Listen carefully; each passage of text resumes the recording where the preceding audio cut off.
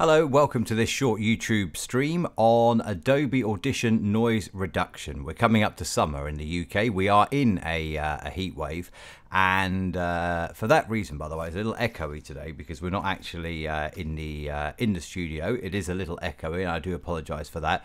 What I've done though is I have recorded some audio with a fan on the desktop to actually get some noise into this, and you can see straight away that there is noise in there, and this is a problem that does affect some recording spaces in the summer where it becomes hotter.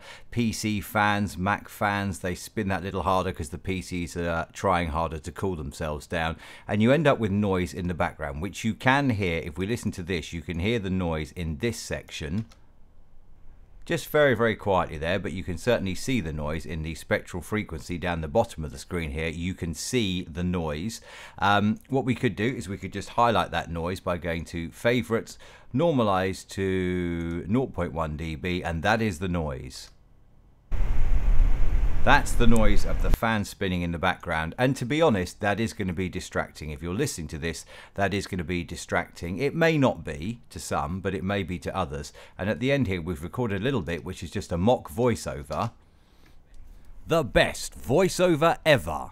Now, if we just copy that into a new file, I'll show you why this noise will become a problem. If we were to process this now, using certainly, I tell you what, we'll cancel that. Let's get rid of that for a second. What we'll do is we will go back to default, and we'll just have a look in default. So we've got the preview window open as well now. You can see we've not done anything, but if we run that through the speech volume leveler, let's run that through the speech volume leveler, and you can see there straight away some of that noise is getting sucked up. Down the bottom there, the noise is getting sucked up. If you were to change these settings, then that noise is going to become horrible. The best voiceover ever. Hear that noise there in between the sentence where the speech volume leveler has sucked it up? If we were to up this even higher, let's say to a higher level, then look at that. If we would take it all the way, then that noise has become an issue. Over ever on your favorite radio station. Imagine the effect that'll have. See, now you could never ever use that in imaging because of the noise in the background. And to be honest, I mean, it wouldn't be perfect to use that anyway, even because of that noise in the background. But there are many ways that you can deal with the noise. The first way is to use the noise reduction in Adobe Audition. So what you do, you go into amplitude and compression, and if you have a little look, sorry, into noise reduction here, and what you need to do first is you can use the noise reduction. It's not probably the best way to do it, but what you need to do first is you select a caption of your audio without actually any speaking in it. So that is just the noise in the background. It's only around minus 30 dB, but it's there. So what you then do is you go into noise reduction, capture the noise print. So that's now captured. Adobe Audition now identifies that as the noise that you want to get rid of. What it'll do is it'll analyze the frequencies of that noise, and then when you apply it to the whole thing, then what you'll do is you will get a noise reduction effect, in that all of those frequencies which you've highlighted in that section will be removed by Adobe Audition. So if we now go into noise reduction process and apply, you can see there it's better. Well, it's not even that better, to be honest. It's not even that much better. So that's not a great way to do it. Not a great way to do it at all. If you're doing it in the multi-track of Adobe Audition, and you just start a multi-track here because you're going to process this, let's say, for imaging and add sound effects and everything in, drag it into the multi-track, then what you would do there is you would go for the adaptive noise reduction. What this will do is this will tell Adobe Audition to listen out for things it perceives as noise and to remove them from the audio as it goes through. So if we listen to this now with no other processing other than the adaptive noise reduction, here is a voiceover being recorded with a fan in the background. Very bad practice, but just for the purpose. Now you can still hear that noise at the start. Okay, now this is obviously a CPU intensive effect as well, so you have to have a fast processor to be able to deal with that. You can adjust these settings here to reduce the noisiness, fine tune the filter, everything.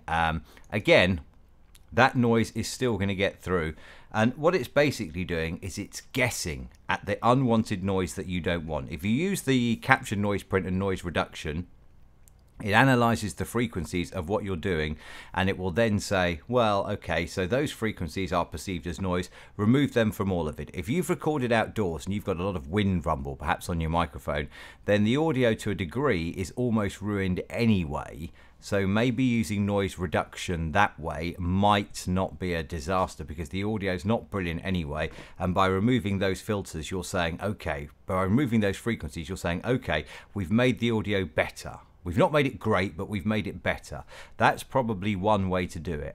Another way to do it, what we'll do here is we will copy this into a couple of new files, okay? So we've got Untitled 2 and Untitled 3 that we'll work on.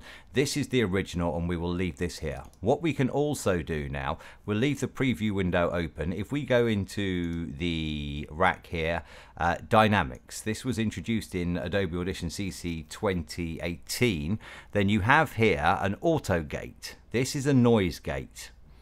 Easiest way to deal with this here is to select that, go into Window, Amplitude Statistics, which for me is already open, scan the selection. The peak amplitude is minus 30 degrees of the fan. So what you could do is you could now go back into here and you set that at minus 30 degrees, minus 30 decibels even, not minus 30 degrees. I'm talking about the temperature now. And you can see, if we highlight all of that, then that noise is gone. This space down here being black indicates that Adobe Audition dictates no noise in there. So if we listen to it now with that effect in place, perfect silence. Here is a voiceover being recorded with a fan in the background. Very bad practice, but just for the purpose of this, we need the noise. It's okay, I suppose, just for something like this. Then that's fine. Go over here to the bit we recorded as the mock imaging. The best voiceover ever on your favorite radio station. Imagine the effect that'll have. So yeah, that's one way of doing it. We'll turn that off. You can see the noise has come back. Second way to do it, we'll go back into amplitude and compression. We'll take a look under dynamics again, and you can see this is a downward expander, which is different to the auto gate. So a downward expander, what that does instead is that will do virtually the same as a noise gate, but you can set a ratio of how much you want to turn it down. With a noise gate, it's either on or it's off. It's open, it's closed. If the noise is above the threshold that we set, which is minus 30 was what we analysed. So if the noise is above minus 30, it gets through. If it's below minus 30, it gets cut. That's a noise gate. If we go into the expander now and set minus 30, as our threshold, you can see straight away the noise is pretty similar because we've got a ratio of 1 to 1, so it's not going to be having any effect. If we up that now, let's up that a little to 5 to 1, then you can see that noise has become a lot quieter. In the spectral frequency, you can see that there is a change here in the noise. Again, we can set it even higher, 8. Now, for every bit of noise that is beneath minus 30, it gets reduced in volume by 8 times. If we were to bring that up just a little, say to minus 29, then you would see even better still. And again, we can listen to it that way. And if you watch here, that's the expander working. Here is a voiceover being recorded with a fan in the background. Very bad practice, but just for the purpose of this, we need the noise. It's okay. Now there is a bit of clipping in that audio as well there, which isn't ideal. Where the speech goes quieter, there is a tiny little bit of clipping as well. Not brilliant. And again, if we go back to the first one, which has wiped it out again, if we watch that in effect, you can see that the gate is on. The gate is on, it's trapping the noise. Off. Here is a voiceover being recorded with a fan in the background. You can see setting it at minus 30 is also having a tiny effect on the audio as well. While I'm speaking, here is a voiceover being recorded with a fan in the background. That's ticking on very, very quickly because we've got an attack of 1 millisecond there and a release of 100 milliseconds. The hold time is how long the gate is held for as well. So those are your settings in the noise gate. probably if you are going to use some form of noise gate or downward expansion, the best way to do it would be to set something in the old Audition effects. If we go back to default here, what you can do, we know that our noise is at -30, so we'll drag that to -30, and then if we drag this down here by clicking and adding another point, anything below -30 does not get through. Same again as that downward expander that we set a few moments ago. Anything beneath -30 is not getting through. So you can see there the red shows it's working. Here is a voiceover being recorded, but that's having a catastrophic clipping effect on the actual voice itself. So we'll give it a little margin of error. Try that now on 40 and see how that works.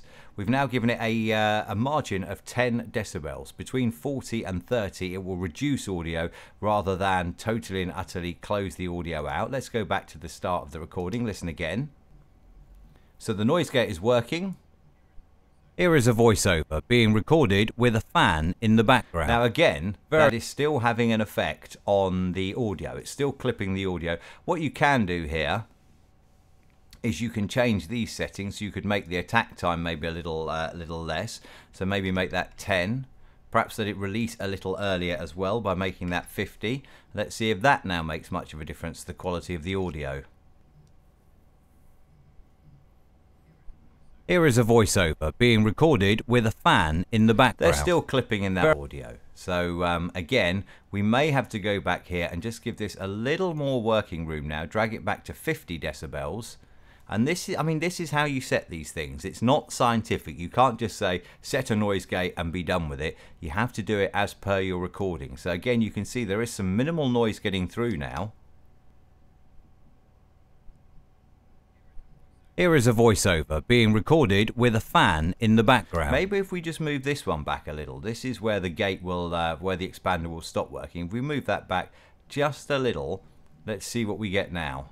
Now you can see we've got more noise coming through. So again, we can adjust this here. This is the little margin that the expander has. Take that back to 40 and we'll see now. You can see much less noise getting through. Hopefully no clipping.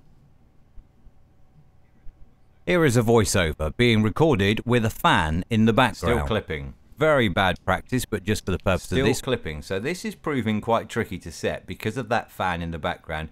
In reality, I mean, I held the fan in order to record this. I held the fan probably about 2 inches from the microphone. So hopefully you would never ever be in a situation like this. But the issue is going to come with your noise gate setting. The issue is definitely going to come when you go into the file here that we chopped out. The best voiceover ever. Once you start processing that now, if you were to then start adding maybe a bit of EQ, so let's just go through here and add a little bit of EQ. We'll add the scientific filter, roll off all the bass. Perhaps we'll roll off the bass because it's imaging. We'll roll it off to 200. And then again, see, we've eradicated the noise by rolling off the bass to a degree. The best voiceover ever.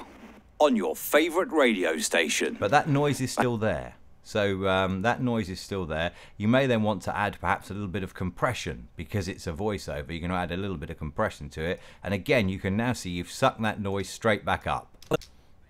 The best voiceover ever. On your favorite radio station. Imagine the effect that'll have. See? That noise has been sucked back up straight away by the compressor. So that's not ideal. I don't think, if I'm honest, you'd probably ever get away with using that as a voiceover. If you were recording a voiceover for a client or for your radio station or for your podcast, I don't think you'd ever get away with using this. But the only thing you can do is to try and make it better. So the ways to recommend here: use the auto gate, scan the selection, which we already have, at -30. And then what you do is you pop that up at the top of your effects rack. So the noise gate will be the first thing that happens. Everything else will then happen after the noise gate. So this is very important. When setting in effects in Adobe Audition, you have to set them up in the right order. If you are going to use some form of noise gate or downward expander on your audio, put it before everything else, because each effect will get processed in the order it is in that effects rec over here on the left of the screen. So that noise gate has to come first, and let's have a listen to that. The best voiceover ever.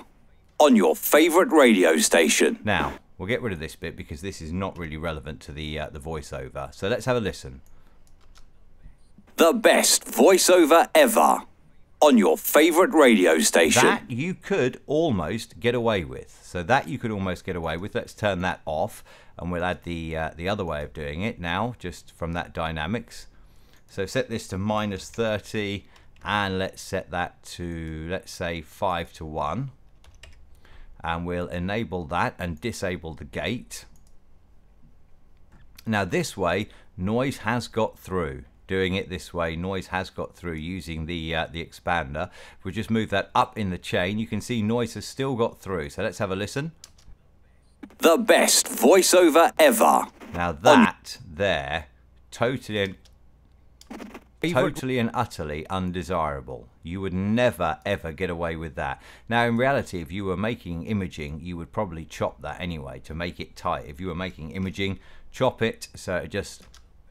The best voiceover ever on your favorite radio station. You can see there's noise at the end as well, so that's not ideal at all.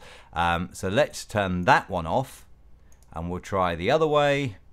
Dynamics processing. Now there is a preset here, noise gate at 20 dB. This is set here where the downward expander, this is technically called, will start processing at 20 dB. Now we know that our noise had a maximum of 30. By doing that, we've now created a very steep curve. So what we've basically done is we have created a noise gate here that's either open or closed. By having this slightly off of the bottom here, then some audio will get through. So we'll drag it back a little, see the effect that that has. We'll move it up firstly into the chain ahead of the other effects. And you can see most of that noise is now gone. The best voiceover ever on your favorite radio station. Now most of that is gone. You can fine tune this again here.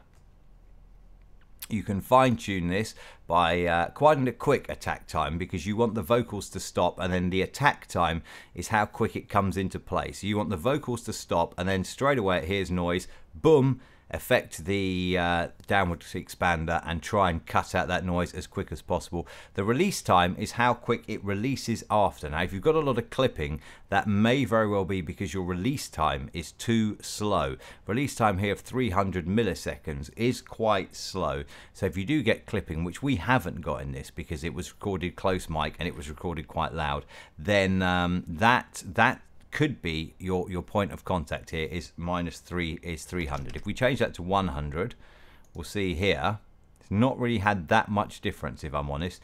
This noise here must be peaking above the -30 that we have set as the downward expander. But what you can see is that if you turn that off, then it does make a big difference. Let's listen. The best voiceover ever on your favorite radio station. That's with no processing on it at all. This is the noise gate. The best voiceover ever on your favorite radio station. Probably out of these three, in this situation, the best one. That's using the dynamics effect and the downward expander. The best voiceover ever on your favorite radio station. Now what you could do with that is you could up the rate here of the downward expansion as well to the maximum of 8. You can see that has had an effect, but that noise in the middle has still got through. Ever on your favorite radio station. Or alternatively do it the other way through dynamics processing the noise gate there. Again, you can look here and see we have got a little bit of noise just getting through. Maybe if we drag that all the way down to the bottom, we have, well, no, we've still not eradicated that noise. The best voiceover ever on your favorite radio station. So there are ways to deal with noise. You're not going to get it perfect. The best way to deal with it, obviously, is to eradicate it at source. That's the best way to deal with it. But as we have shown in this, by playing around with a noise gate, you can drastically destroy the audio by removing not only the noise, but by clipping the audio as well. So that is going to be an issue. If you are setting this at source, which I didn't, if you are setting this at source on a microphone processor, be aware if you record in through your microphone processor into Adobe Audition or into any digital audio workstation, and your noise gate set on your processor has clipped the audio, then you have a problem, because you cannot undo that without going back, resetting your noise gate on your processor and re-recording the whole thing. That would be the only way that you could do that. Okay, so if it's going to be noise gated at source, make sure that noise gate is too soft rather than too hard, because if it is too soft, you can then work with it in Adobe Audition or in Audacity or in Reaper or whatever you're using. You can work with it there and try and improve that audio. But if you have recorded it in at too hard, you cannot put that audio back without re-recording it. So the best option here wouldn't be my first choice, if I'm honest. I'd always rather go for the downward expander with speech, because I think you get a more natural type of reduction. But the best thing here would be to do the noise gate effect. The best voiceover ever on your favorite radio station. And that you could get away with using. It probably wouldn't get you audio that you could use as a professional voiceover artist or anything like that. I wouldn't imagine you would ever be able to use that if you were doing a professional voiceover. And again, an audio producer will see straight away that's been noise gated. So they would know straight away that your studio is noisy. But what we've done here is we have the auto gate set, quick attack, quite a quick release as well, and a hold of 1 millisecond. We could possibly eradicate that noise in the background in the middle even better, but then we may now risk clipping the audio by upping the hold time. The best voiceover ever on your favorite radio station. That's almost acceptable. If you're recording a podcast, or if you're recording imaging for your own podcast, that's probably okay. If you're recording a professional voiceover for a paid for job, that's probably not so okay. As I say, if you were, let's just do this very briefly, if you were making genuine radio imaging with the processing and everything, you'd probably add in some more effects as well. So you might add in perhaps maybe a bit of modulation and chorus. Perhaps you'd add in the chorus. Let's go for the, what should we go for with the chorus? We'll just go for the default chorus. Here we are, 2 voices on the default chorus. Again, pop that up ahead of the multiband compressor. That will come last in the chain. Let's have a listen. The best voiceover ever on your favorite radio station. That's not too bad. When you consider what we actually started with was this. The best voiceover ever on your favorite radio station. And you can hear that noise. If we just run that voiceover one more time and take the dynamics off, then that will have an effect. The best voiceover ever on your favorite radio station. You can hear a lot more of the noise in the background if you put it back on.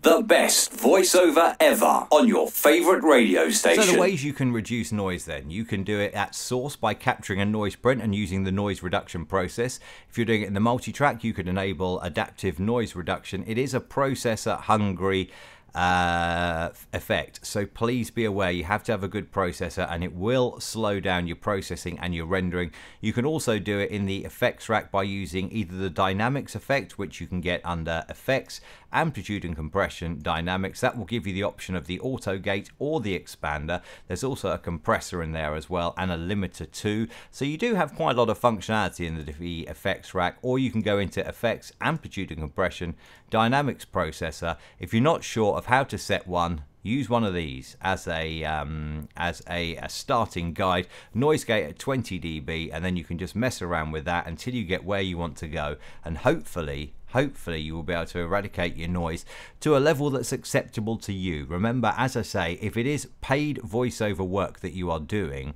such as narrating an audiobook or doing a voiceover for a radio station imaging or something like that, or for your own radio station that you work for, then your best option is to try and get your recording environment as quiet as possible. Maybe in a professional radio studio. If you're recording this in a professional radio studio, then they'll have custom built PCs with incredibly quiet fans.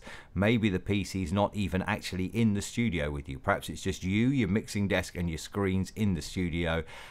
So yeah, maybe that'll be the way to go. But if you are working from a home studio and your PC is whirring away with that fan in overdrive because it's hot, then at least now these are some of the ways that you can hopefully eradicate noise in your output to a level that you are happy with. Hope this has been of some help to you. And if you would like to go back and watch it again, then you can always see how it is that we've done it. It's not the best output, I have to say, but I was recording it with a fan 2 inches away from the microphone when I recorded that original source audio. So here is the original source audio again with the fan just 2 inches away from the microphone,